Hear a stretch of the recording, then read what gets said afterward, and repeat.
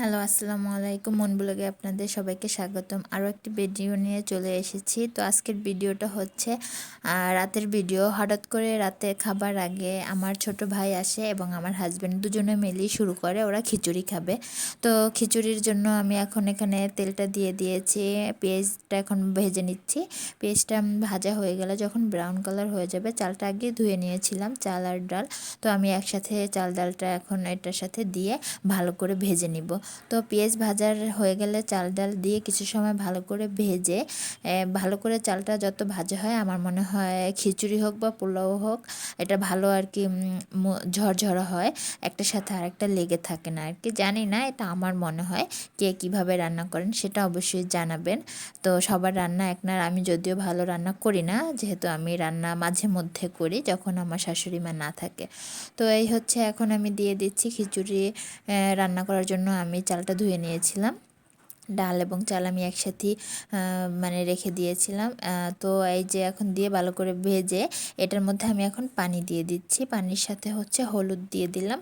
অনেকে হলুদটা আগে কষিয়ে নেয়, কিন্তু আমি এখন দিয়ে দিয়েছি, একভাবে দিলেই হয় আর কি।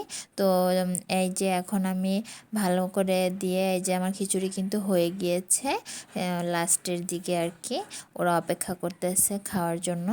তো আমার ছোট ভাই খেয়ে বাসায় চলে যাবে। এই হচ্ছে এদিকে আমার ছেলে দুষ্টামি করতেছে, ওকেও আবার দেখতেছিলাম যে কি করে।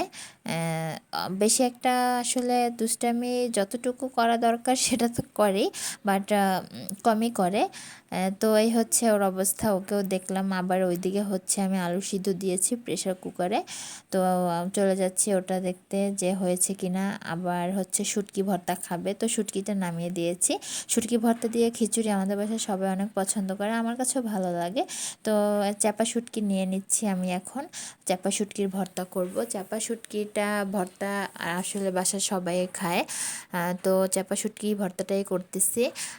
এখন চাপা শুটকি নিয়ে নিয়েছি, এদিকে আমি আলুগুলো সিদ্ধ হয়ে গিয়েছে নামিয়ে নিয়েছি ভর্তা করার জন্য। এই হচ্ছে আমার খিচুড়ির ফাইনাল লুক। তো ভালোই হয়েছিল আসলে, দেখতে যেরকম খেতেও ভালো, সবাই মজা করেই খেয়েছিলাম আমরা। এখন হচ্ছে খাবার পালা। এই যে ভর্তা, তারপর হচ্ছে ডিম ভাজি, শুটকির ভর্তা। আমরা সবাই নিচে বসেছিলাম খাওয়ার জন্য, যেহেতু একসাথে।